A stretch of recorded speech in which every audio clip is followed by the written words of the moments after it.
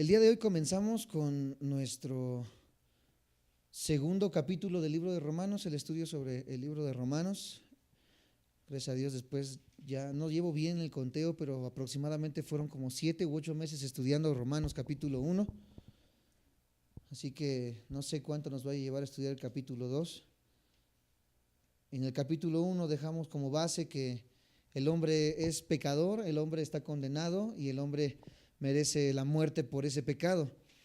Entonces el capítulo 1 fue desenmascarar la maldad del hombre gentil, del hombre incrédulo. El capítulo 2 se va a tratar acerca del pecado del hombre moral en general. El hombre que se cree bueno, el hombre que cree que no debe nada. Pero Pablo en este segundo capítulo, o más bien en la mitad de este segundo capítulo, porque vamos a abarcar solamente la mitad hasta el versículo 16 aproximadamente, estudiando al hombre moral y cómo este hombre moral que aparentemente es bueno también es culpable del pecado. Y la segunda parte del capítulo 2 y el capítulo 3 vamos a estar analizando el hombre religioso. El capítulo 3 se enfoca al hombre religioso, al hombre que cree que por tener una religión lo excusa de el estar destituido de la gloria de Dios, pero vamos a estudiar cómo el judío, hablando del hombre religioso, está perdido también y está sin excusa, igual que el hombre moral y que el hombre incrédulo o gentil. Hay una palabra clave que vamos a encontrar en este capítulo 2 y más consecuentemente en los versículos 1, 2, 3, 5, 12 y 16. Y esas palabras claves son juzgar o juicio. Si ya de por sí en el capítulo 1 estuvimos hablando mucho acerca de la palabra juicio, hoy vamos a estar viendo a más grandes rasgos la palabra juzgar o juicio.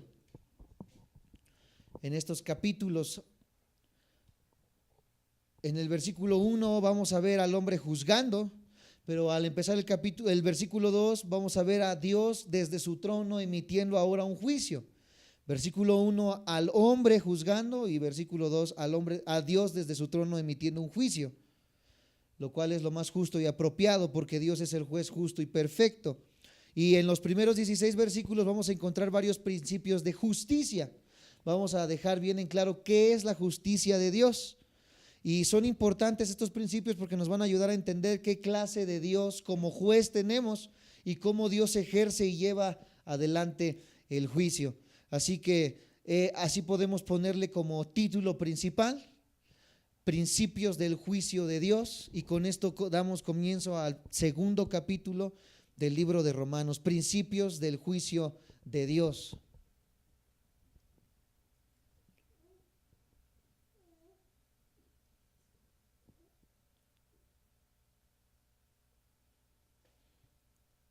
Primer principio que vamos a estar analizando lo encontramos en el versículo 1 y es: el hombre moral es declarado sin excusa ante Dios.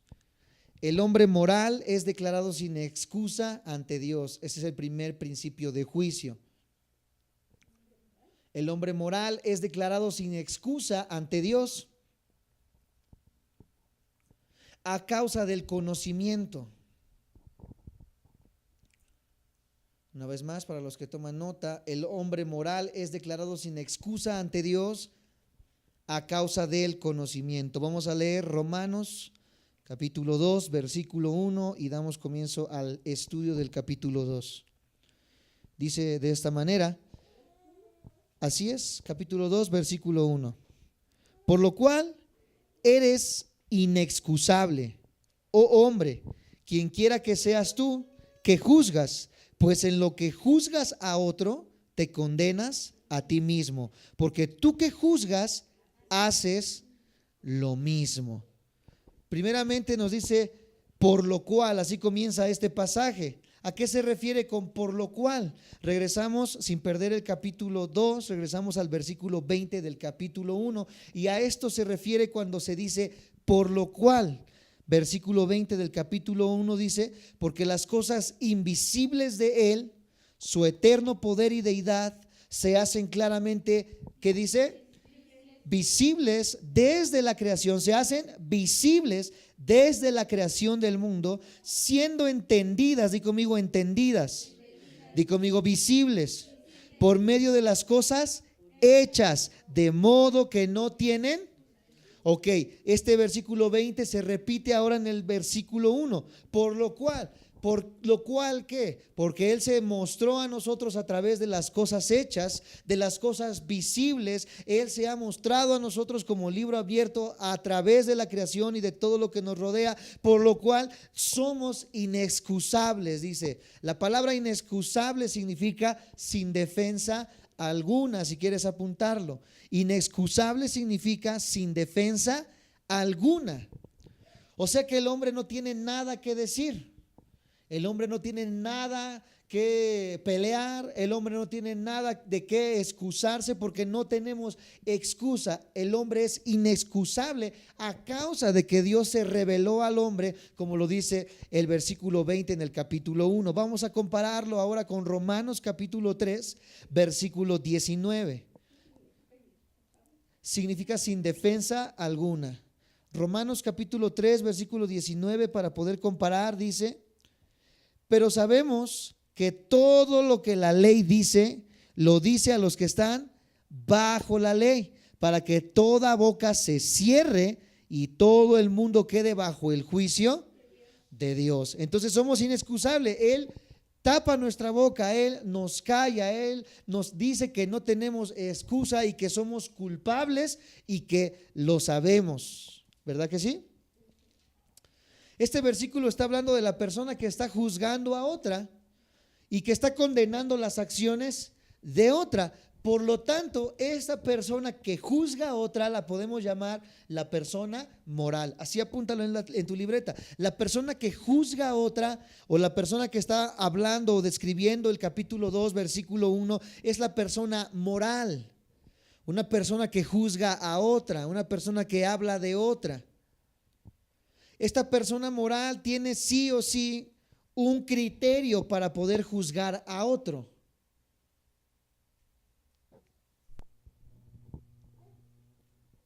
La persona moral debe de tener un criterio para poder juzgar a otro, porque sin un criterio o una base moral yo no puedo juzgar a otra persona. Yo tengo que tener cierto conocimiento y saber quizás que el adulterio está mal, para poder yo juzgar dentro de mí y decir, esa persona es adúltera, y entonces la juzgo por lo que ella es. ¿Sí me explico? Entonces, en mi mente yo tengo que tener una base moral en decir, bueno, el adulterio está mal, el robo está mal, la violación está mal, para que yo pueda juzgar a otra persona. Yo me convierto entonces en una persona moral, que tengo cierto discernimiento de las cosas morales. La persona que emite un juicio moral sobre otra persona la vamos a catalogar como la persona moral o moralista, a diferencia del hombre impío, porque en Romanos 1:32, ahí el último versículo, un versículo antes, este versículo que leímos, vemos esto: quienes habiendo entendido el juicio de Dios, que los que practican tales cosas son dignos de muerte, no solo las hacen, sino que también se complacen con los que las practican. El hombre impío aprueba y aplaude la conducta pecaminosa. Dice que se deleita, practican las cosas que los demás practican. En Romanos 2:1, el hombre moral desaprueba y juzga la conducta pecaminosa. ¿Sí me estoy explicando? En el versículo 32, el impío aprueba y aplaude la conducta pecaminosa, pero en el versículo 1 del capítulo 2, el hombre desaprueba y juzga la conducta pecaminosa. Ahí vemos el contraste entre el hombre impío que se complace en la maldad y el hombre moralista que no se complace en la maldad, pero juzga al que hace el mal. ¿Sí me siguen? Me dicen amén. El argumento entonces inicial de Pablo es sencillo: tú que juzgas a otro, te condenas a ti mismo, porque es obvio que tienes un criterio para poder juzgar. ¿Qué significa esto? Significa que esta persona moral conoce la verdad acerca de lo que es bueno y malo delante de Dios. La persona que juzga conoce, di conmigo, conoce lo que es bueno o lo que es malo delante de Dios.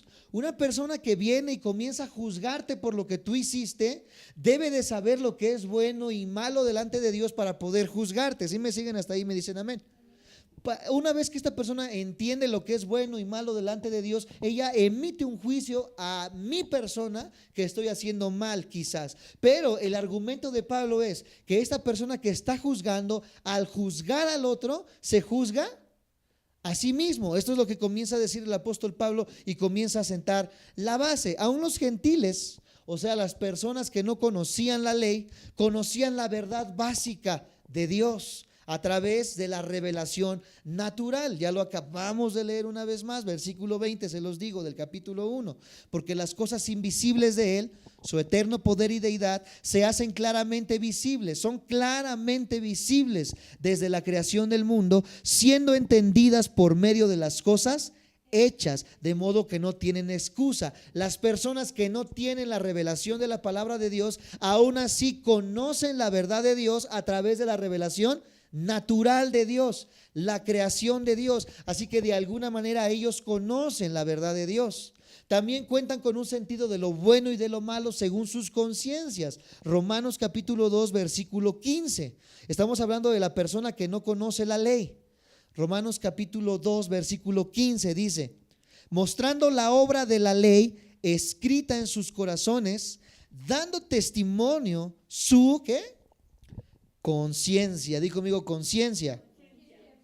Acusándoles o defendiéndoles sus razonamientos. Entonces, la persona que no tiene la ley, la persona que no tiene la palabra de Dios, aún así, aunque no tenga la Biblia y aunque no conozca la Biblia, dice, número 1, conoce a Dios a través de la creación, y número 2, conoce a Dios a través de este chip que Dios ha puesto en nosotros llamado la conciencia. El hombre que no conoce la Biblia aún así sabe lo bueno y lo malo a través de su conciencia. Lo analizamos en el capítulo 1 y lo vemos como ejemplo en las culturas más antiguas, culturas que no tenían quizás el avance tecnológico, social que hoy tenemos, pero que aún así respetaban la vida, respetaban a una persona en cuanto a que era adulta o anciana, y la tenían en una alta estima por quizás el conocimiento que tenían. Si había un asesinato, lo condenaban y tenían de alguna manera las bases de la jurisprudencia,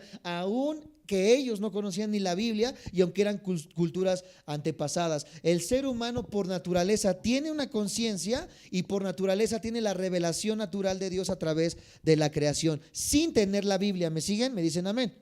Ahora, el judío, el pueblo escogido por Dios, los judíos en comparación, no solamente tenían las dos primeras cosas, no solamente tenían la revelación de lo que Dios había hecho y no solamente tenían la revelación de la conciencia, sino que ellos sí conocían la verdad de la Biblia y de las Sagradas Escrituras. ¿Sí me siguen? Es que tenemos que sentar esta base para poder comprenderlo. Esta semana un joven me preguntaba en Messenger, nos sigue desde Atlanta, Georgia, Estados Unidos, y me decía, ¿qué tiene de especial el pueblo judío? Bueno, aquí vamos a ver cómo el pueblo judío solamente fue escogido como un punto geográfico para poder tener una marca de las cosas que van a suceder, pero en sí el pueblo judío, no por ser escogido por Dios, es diferente a nosotros. Acabamos de leer en el primer versículo que él también es inexcusable, y que el hombre judío también tiene pecado delante de Dios y también va a ser condenado por su pecado, porque el hombre judío, a diferencia de nosotros, que los gentiles no solamente tenían la revelación de Dios por la creación y la revelación de Dios por la conciencia, el judío sí tenía la ley en sus manos. Y le decía a este joven, el judío se parece de cierta manera a los ángeles que estaban cerca de Dios en la creación. Dice que estos ángeles, cuando se rebelaron en contra de Dios, no fueron perdonados. Y yo me pregunté en muchas ocasiones, ¿por qué estos ángeles no fueron perdonados por su pecado y nosotros sí podemos ser perdonados? La respuesta es que los ángeles estaban tan cerca de Dios que no tenían excusa para poder haber hecho lo que hicieron, a diferencia de nosotros que no tenemos la misma cercanía para con Dios. Por eso, amados santos de Dios, es la diferencia. Igual el pueblo judío, aunque nada más tenía la revelación natural y la revelación de la conciencia, ellos también tenían las escrituras. Romanos capítulo 3 versículo 2 dice, mucho, en todas maneras, primero, ciertamente que les ha sido confiada la palabra de Dios. ¿A quién les fue confiada la palabra de Dios? ¿A quién les fue confiado la Torá? ¿A quién les fue confiado los 10 mandamientos? Al pueblo judío. Por lo tanto, ellos tenían algo extra, amados santos de Dios, por lo cual ellos van a tener una paga, ¿verdad? En algún momento en el futuro, como nos lo dice la palabra de Dios, diferente a la de nosotros, y Dios tiene un trato y va a obrar con el pueblo judío de una manera especial, porque a ellos se les confió las escrituras. Capítulo 9, versículo 4 dice de esta manera también, ahí en Romanos capítulo 9, versículo 4 dice que son israelitas, de los cuales son la adopción, la gloria, el pacto, la promulgación de la ley y el culto y las... Vemos entonces la diferencia entre el hombre gentil y el judío, que el judío tenía sí la revelación de la palabra de Dios, a diferencia del gentil o del que no es judío étnicamente, del que no es judío porque su papá fue judío y su abuelo fue judío. Nosotros somos mexicanos, ¿verdad? Porque mi papá fue olmeca, mi bisabuelo tlaxcalteca, etcétera, etcétera. Nosotros somos diferentes a los judíos, porque los judíos, al ser escogidos por Dios, se les confió la palabra, la ley y el pacto. ¿Me siguen? Me dicen amén. Ahora, no se trata solamente de establecer que quienes juzgan a los demás están equivocados cuando tratan de evaluar la estatura moral. No se trata solamente de establecer eso, sino que también están equivocados en la evaluación de su propia moralidad. Cuando la palabra y Pablo nos dice, en lo que juzgas a otro, te juzgas a ti mismo, está diciendo, no solamente se trata de medir lo que el otro hace, sino también se trata de medir lo que tú estás haciendo. Y eso es lo que no hace el hombre moral.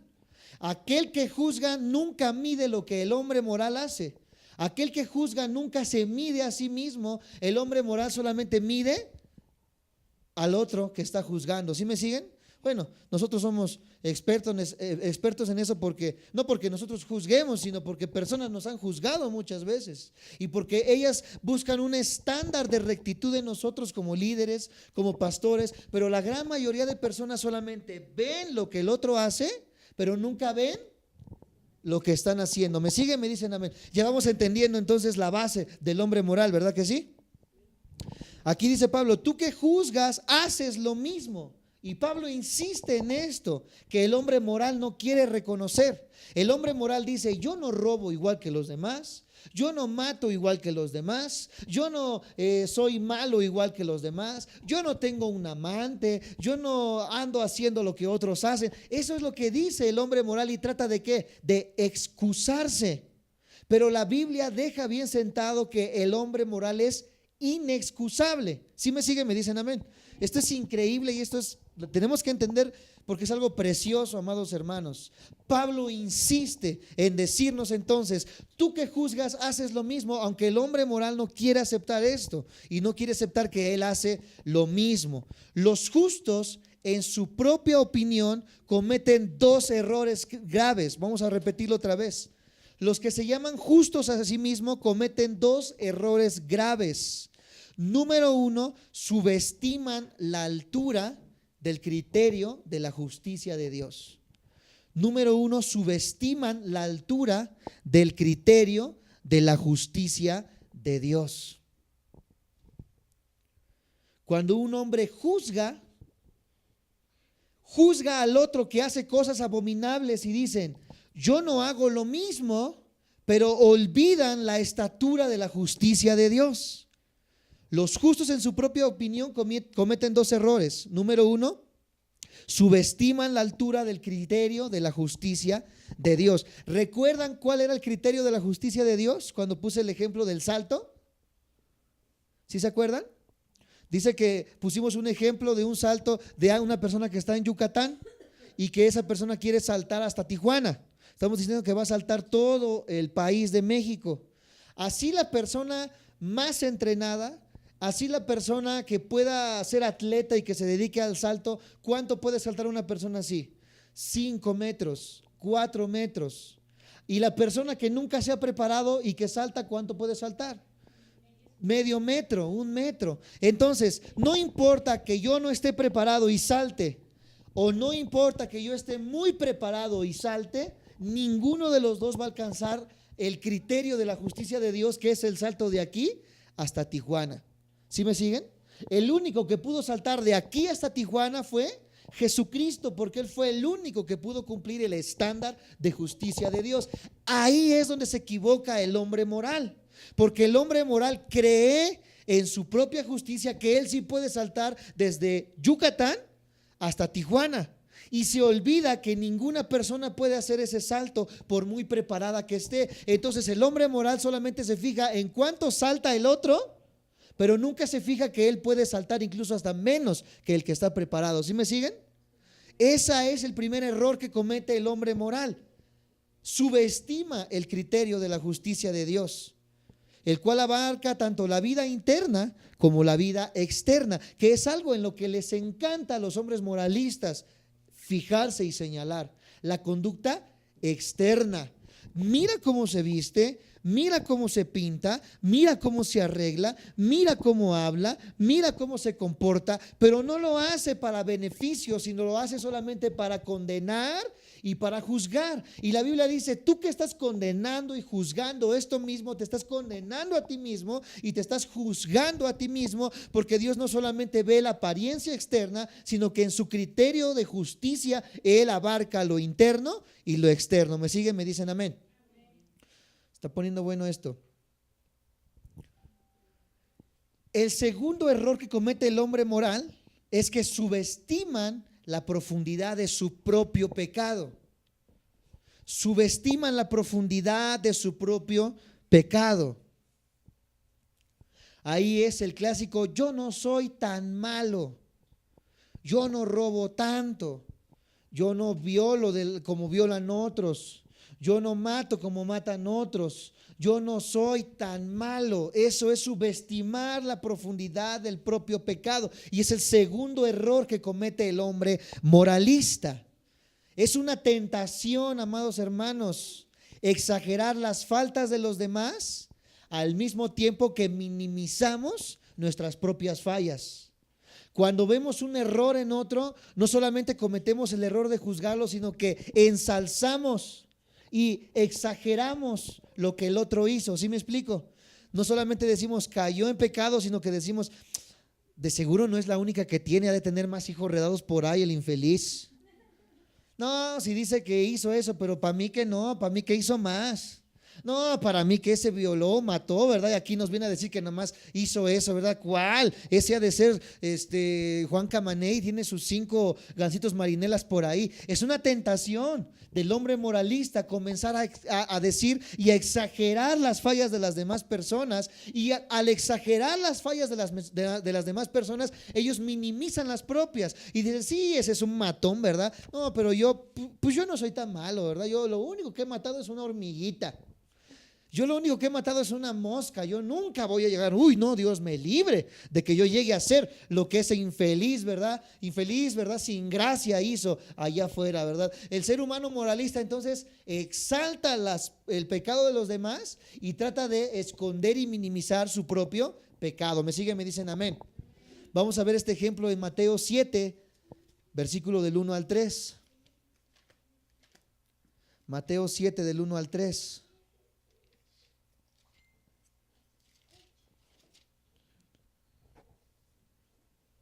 Mateo 7 del 1 al 3, cuando lo tengan me dicen amén. Si no lo encuentran, ahí lo tienen delante. Dice: no juzguéis para que no seáis juzgados, porque con el juicio con que juzgáis seréis juzgados, y con la medida con que medís os serás medido. ¿Y por qué miras la paja que está en el ojo de tu hermano y no echas de ver la viga que está en tu propio ojo? Muchos judíos, para poder hacer el contexto de lo que acabamos de leer, muchos judíos santurrones, si queremos llamarlo así, y ciegos para acabarla, que leyeron estas palabras de Pablo, seguramente llegaron a la conclusión de lo que él estaba diciendo no se aplicaba a ellos, porque ellos se creían tan buenos y tan cumplidores de la ley que decían: no, pues a mí no me queda lo que está diciendo el pastor. ¿Alguna vez hemos pensado así? No, pues el pastor está diciendo algo para el que de veras es malo, a mí no me queda eso. Es más, no sé ni para qué vine el día de hoy si van a estar hablando de eso, porque yo ni hago lo que dice el pastor que estoy haciendo, yo ni hago lo que dice el pastor que está predicando. Así estaban los judíos santurrones de aquel tiempo. Ese Pablo, quién sabe a quién se estará dirigiendo, porque a mí no, yo soy judío, yo sigo la ley, yo sigo la Torá, pero dice Pablo, cuidado, porque con la vara que mides serás medido. Era ese espíritu de justicia egocéntrica lo que Jesús habló e impugnó repetidamente en el Sermón del Monte, ahí en Mateo 5, versículo 20 al 22. Mateo 5, 20 al 22. Vamos a ver y a comenzar a entender la medida con la que Dios mide la justicia. Mateo 5, 20 al 22 lo tenemos, me dicen amén. Dice de esta manera: porque os digo que si vuestra justicia no fuere mayor que la de los escribas y fariseos, no entraréis en el reino de los cielos. Aquí vamos a hacer esta aclaración de lo que les acaba de decir. Los fariseos decían que tenían cierta santidad y decían, yo no peco, yo no hago nada. Aquí Jesús les dice, si tu estándar de justicia no es mayor que el de los judíos, no vas a entrar al reino de los cielos. ¿Por qué dice de esta manera? Porque los judíos tenían una falsa línea de justicia. Ellos tenían un falso entendimiento de la justicia de Dios. Por ello tenía que ser mayor al de los judíos egocéntricos de aquel tiempo. Ahora sí, versículo 22. Pero yo os digo que cualquiera que se enoje, di conmigo, que se enoje, una vez más, que se enoje contra su hermano, será culpable de ¿qué? Cualquiera que se enoja es culpable de juicio, y en otras versiones de la Biblia dice que es culpable de homicidio. El simple hecho, a la vista de los ojos de Dios, de que yo me enoje con mi hermano, es como si yo lo estuviera matando. Y la Biblia dice no. ¿Se están dando cuenta ahora entonces de la calidad y de la cantidad de justicia que Dios está exigiendo al cristiano? El judío decía, bueno, yo no he matado a nadie. La ley decía, no matarás. Eso decía la ley, y el judío dice, pues yo la he cumplido, yo nunca he matado a nadie. Pero ¿cuántas veces el judío se habrá enojado en contra de otro hermano? Y aquí Jesús comienza a dar la ley y dice, no solamente es no matar, sino cualquiera que se enoje contra su hermano ya es digno de juicio, porque es culpable ¿de qué? De homicidio. Y cualquiera que diga necio a su hermano será culpable ante el concilio. Y cualquiera que le diga fatuo quedará expuesto al infierno de fuego. Versículo 27 y 28. Sigue esto manifestándose. Oíste que fue dicho, no cometerás. Entonces los judíos decían, como les había explicado en el capítulo 1, los escritos judaicos decían, oísteis que habéis dicho, no cometerás adulterio. Los judíos decían, yo nunca le he sido infiel a mi esposa. ¿Cuántos de ustedes como hombres, los que nos ven por internet, podrán decir, es que yo nunca le he sido fiel a mi esposa, yo nunca he estado en la cama con otra mujer, así como decían los judíos? Ellos decían, yo nunca he estado con otra mujer, por lo tanto se creían santos.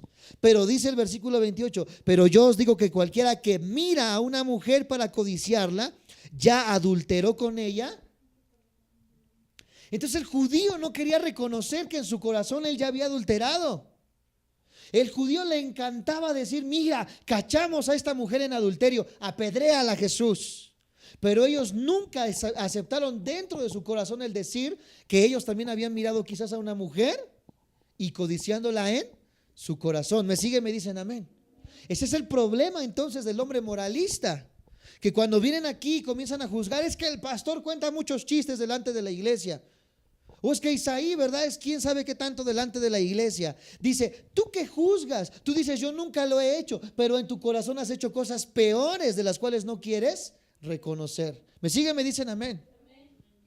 Quizás nunca hayas adulterado, pero sí has codiciado a un hombre, a una mujer en tu corazón, y dice la palabra de Dios, ya eres culpable de adulterio por haber hecho eso. Y no solamente culpable de adulterio, amados santos de Dios, y culpable de homicidio. El problema no es esto, el problema es el no reconocer que somos pecadores, porque el hombre moral no quiere reconocerlo. Ese es el problema del moralista. Le gusta juzgar a otros, pero no quiere arrepentirse de su maldad, no quiere arrepentirse de su pecado. Si la la persona moralista pudiera o quisiera arrepentirse, se pudiera poner al nivel de las demás personas, y entonces comprenderíamos, amados santos de Dios, que somos débiles. Pero el problema es que estas personas son egocéntricas y creen poder cumplir el estándar de Dios que nadie puede cumplir.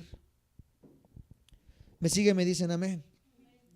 Muchos hombres judíos trataban de legalizar el adulterio en el Antiguo Testamento. Esto es tremendo, vamos a escucharlo. Ellos trataban de legalizar el adulterio divorciándose formalmente de su esposa y casándose después con la mujer de su preferencia. Ellos le exigieron a Moisés y decían: y si esta persona, ¿verdad?, ya no quiere estar con ella, danos carta de divorcio, ya no queremos estar con ella. Y entonces a la ley le agregaron el dar carta de divorcio para que la persona dijera: bueno, ya me divorcié ante la ley, ahora sí ya me puedo casar con otra persona. Entonces el judío podía decir: ya estoy libre de mi conciencia delante de Dios porque ya me divorcié. Pero Jesús vio esto, vio la condición del corazón del judío en querer echarle el ojo a otro gansito marinela que estaba mejor que la que tenía. Y decía: híjole, es que esa me gusta, pues me voy a divorciar formalmente de esta para poder casarme mejor con la otra. Pero el problema es que el corazón del judío comenzó a volverse tan malo que ya lo había hecho 1, 2, 3 y 4 veces. Cada vez que aparecía una mejor, se divorciaba formalmente para no pecar y se casaba con la otra formalmente para no pecar. Se escuchaba bonito, porque así han venido personas y dicen: no, es que yo ya me divorcié, pero ya me casé con otro, y se casó con otro igual de impío, y le gusta tomar igual, y le gusta bailar igual, y le gusta hacer lo mismo, pero dicen: ya me divorcié y me casé hasta de blanco como la iglesia lo pide. Eso es lo que hace el hombre moralista. Después este hombre vuelve a hacer lo mismo y dicen: es que este hombre no es de Dios. Lo dejan y se vuelven a buscar a otro y siempre caen en lo mismo. Se vuelven a casar con otro igual de impío, con otro igual de malo, y van en el cuarto, quinto matrimonio culpando a los hombres que no son de Dios cuando ellas están haciendo lo que están haciendo mal, amados hermanos. Me siguen, me dicen amén. Este era el problema entonces del judío en aquel tiempo. Y ya que el divorcio se había convertido en algo tan fácil y tan corriente y común, algunos hombres se divorciaban en repetidas ocasiones. Pero Jesús escribió ahí en el versículo 32, ahí estamos leyendo el capítulo 5, versículo 32 de Mateo. Escucha: a causa de lo que les acabo de decir, de este contexto de los judíos, Jesús les escribió: también fue dicho, cualquiera que repudia a su mujer, dele carta. ¿De qué? Eso es lo que decía el judío. Recuerden que cada vez que Jesús dice: oísteis que fue dicho, Jesús no lo estaba diciendo, estaba diciendo que otros lo dijeron. ¿Sí me siguen? Oísteis, o también fue dicho, cualquiera que repudie a su mujer, dele carta de divorcio. Pero, di conmigo, pero yo os digo que el que repudia a su mujer, a no ser por causa de qué, solamente hay una cuestión o dos máximo con la cual una persona se puede divorciar, cristianas y cristianos que me escuchan: a no ser por causa de fornicación, hace que ella adultere, y el que se casa con la repudiada comete. Si se divorció por cualquier cosa que no sea adulterio, esta persona que se divorcia con la que se casa está adulterando, y la mujer que se divorció con el que se casa está adulterando y vive en pecado a los ojos de Dios. Es que mi esposo, ¿verdad?, me maltrata, me golpea. Bueno, como mi papá y nosotros hemos aconsejado alguna vez, si es violento, etcétera, etcétera, tómense un tiempo. Vete un mes con tu mamá, vete un mes con tu papá y pon cartas en el asunto. Demanda a ese hombre que te está haciendo la vida de cuadritos. Y vas a ver que cuando tú hagas estas cosas y vea a este señor lo que está perdiendo y tú le estés demandando lo que él tiene que hacer, se tienen que arreglar las cosas sí o sí. Pero dice la palabra de Dios: a menos de que sea por adulterio, la persona no puede divorciarse y casarse con otra persona, porque si no es culpable ¿de qué? De adulterio. Aquí está atacando tajantemente el corazón del judío pecador, que quería casarse una y otra vez por querer tener una mejor mujer o por querer tener un mejor hombre. Qué tristeza, amados santos de Dios, entonces el hecho del cristiano moral y del judío moral que se engañaba a sí mismo. Vamos a pasar al versículo 2 entonces para seguir entendiendo. Y aquí podemos ver el segundo principio de juicio de Dios a los hombres. El primer principio fue según el conocimiento. El segundo principio es según la verdad.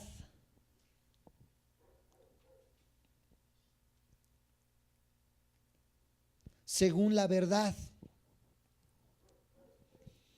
Y vamos a leer del versículo 2 al versículo 3 del capítulo 2 de Romanos. Romanos 2, del 2 al 3.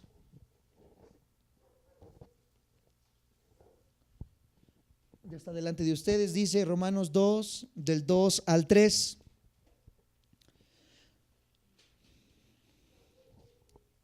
Mas sabemos, di conmigo sabemos. Una vez más, sabemos que el juicio de Dios contra los que practican tales cosas es según verdad. Y piensas esto, oh hombre, tú que juzgas a los que tal cosa hacen y haces lo mismo, que tú escaparás del juicio de Dios. Una vez que ya entendimos que el hombre moralista aún así no alcanza el estándar que Dios está demandando, y esta persona que juzga se pregunta, o le preguntamos de igual manera, ¿tú crees que en lo que juzgas a otros tú vas a ser exento delante de Dios y tú escaparás de este juicio de Dios? Con esto termina y comenzamos el segundo versículo y tercer versículo. La palabra sabemos, que les hice repetir ahorita, es la traducción griega de oída. Sabemos es la traducción griega de oída. Oída, como oído, pero con A, oída. Y transmite la idea de conciencia. Transmite la idea de conciencia y de que algo es obvio. Transmite la idea de conciencia y de que algo es obvio y conocido por todos.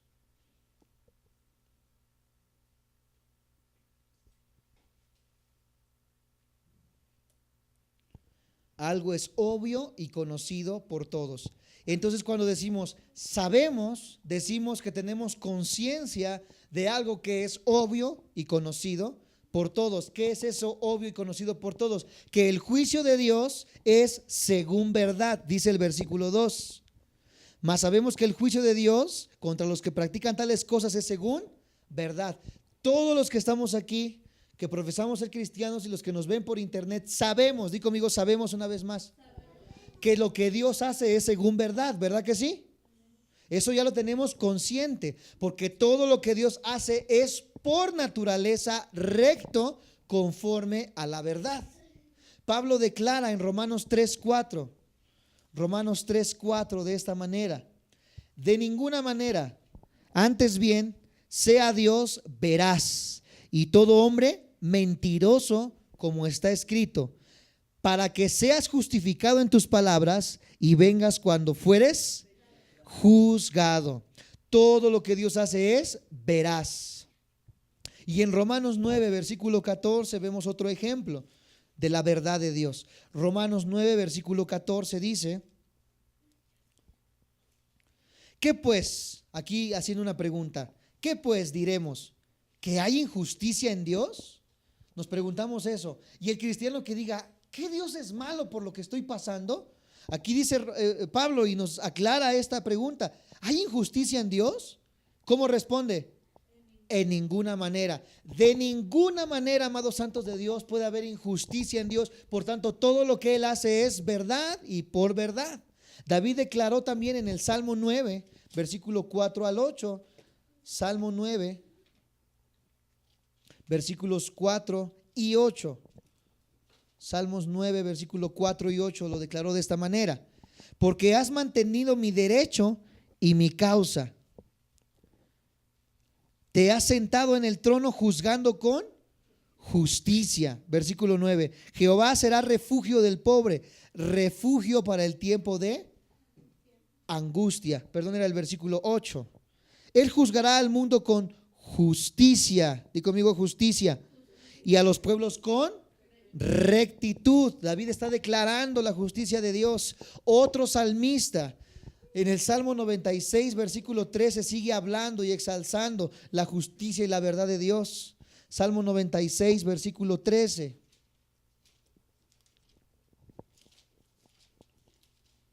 Dice Salmos 96, versículo 13.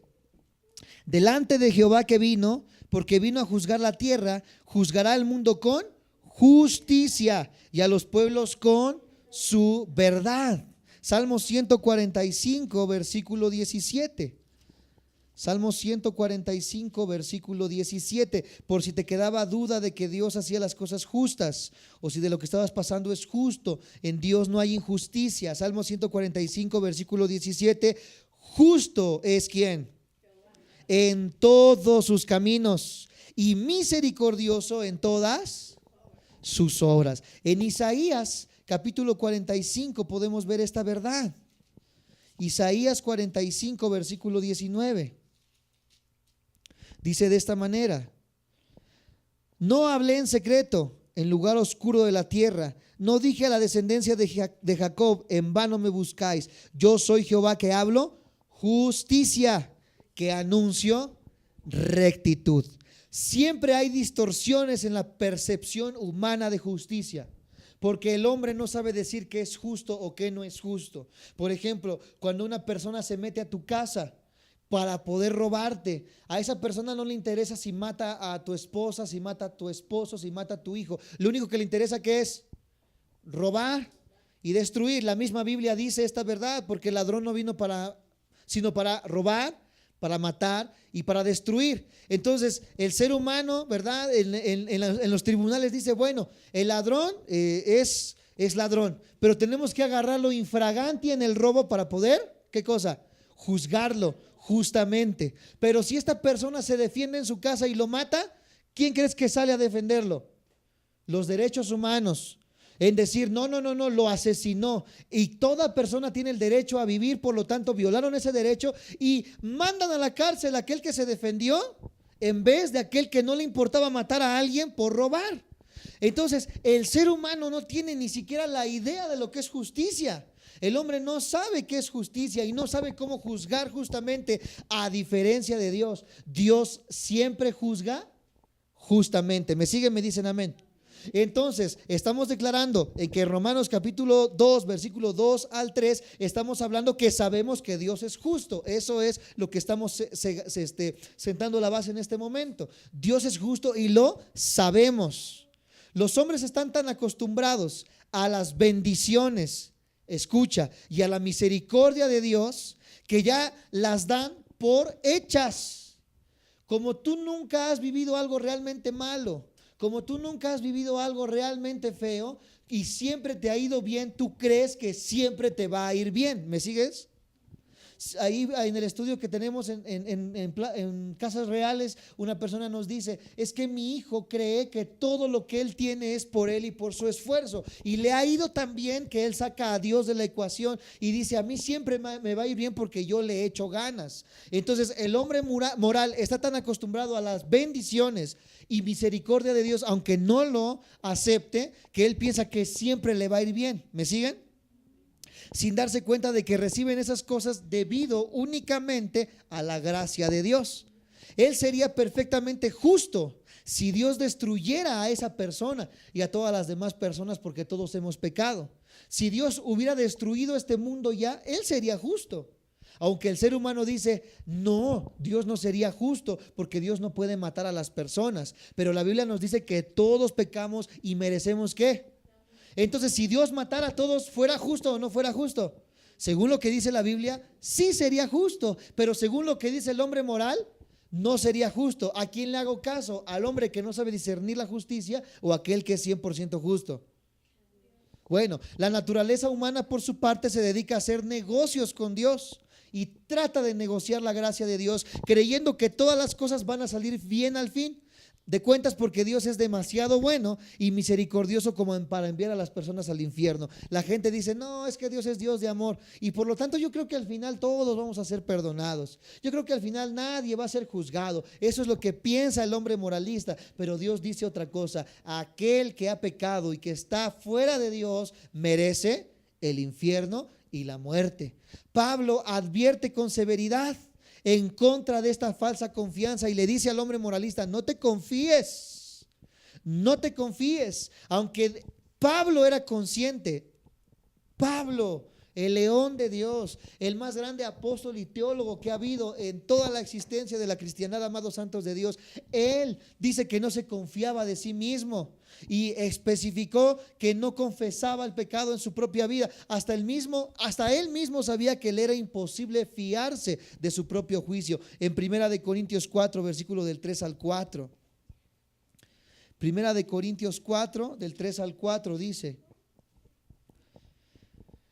yo en muy poco tengo el ser juzgado por vosotros. Pablo era una persona completamente recta. Dice que él tenía muy pocas cosas en las cuales debería de ser juzgado, o por tribunal humano. O sea, él se había portado tan bien que ni siquiera un tribunal humano lo podía juzgar. Y ni aún yo me juzgo a mí mismo, decía Pablo, porque aunque de nada tengo mala conciencia. Imagínate, ¿quién de nosotros puede decir yo no tengo mala conciencia de nada? Todos hemos fallado, pero Pablo dice que él podía decir que él no tenía conciencia mala de nada. No por eso soy justificado, pero el que me juzga es él mismo. Decía, amados santos de Dios, que él no podía ser justificado porque él era bueno, porque él era justificado y juzgado por Dios. Él sabía que el discernimiento de toda persona está distorsionado, porque aunque él creía y en su conciencia no había nada, él sabía que esa conciencia podía estar distorsionada por el pecado y la maldad del ser humano, y que nadie puede guardar la esperanza de poder hacer una evaluación adecuada, ni siquiera de su propia espiritualidad, mucho menos de la otra persona. Si yo no puedo juzgarme a mí mismo, entonces ¿por qué juzgo al que está delante mío? En el versículo 5, ahí en el capítulo 4 dice: así que no juzguéis nada antes de ¿qué? Hasta que venga el Señor, el cual aclarará también lo oculto de las tinieblas y manifestará las intenciones de los corazones, y entonces cada uno recibirá su alabanza. Sentamos ya la base. Entonces el primer juicio es a causa de ¿qué? Y el segundo juicio es a causa de el hombre moralista conoce, el hombre moralista sabe la verdad de Dios, pero en esa misma verdad, al juzgar a los demás, se juzga a sí mismo. Vamos a cerrar nuestros ojos y continuaremos la semana que viene con el estudio del capítulo 2 del libro de Romanos, que en verdad que se está poniendo muy bueno.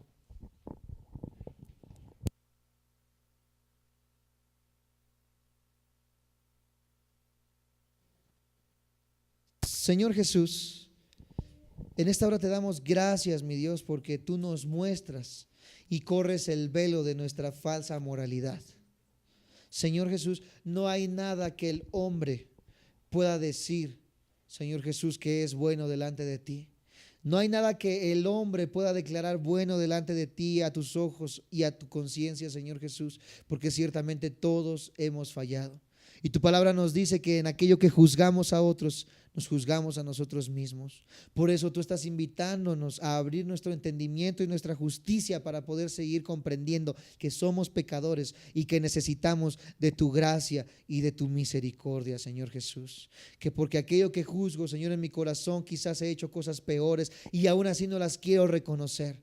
Enséñame a reconocerlas, enséñame a amar a mis hermanos, enséñame a respetar y honrar a mis líderes, Señor Jesús, porque quizás yo los he juzgado, Señor, pero ciertamente yo soy condenado por el mismo juicio que emito, según lo que dice Romanos capítulo 2. Permíteme cada día ser santificado, Señor Jesús, y cada día venir más y más, Señor, al entendimiento de tu palabra para vivir ciertamente en la verdad que tú me has dado. Señor Jesús, hoy córreme el velo de la maldad que tengo y hazme entender, Señor Jesús, cuáles son los estatutos que tú quieres que yo viva, mi Dios. Gracias te doy por tu bondad y por tu misericordia. Te alabo y te bendigo y te doy las gracias, Señor Jesús, por lo bueno que eres, en el precioso nombre de Cristo Jesús. Amén y amén.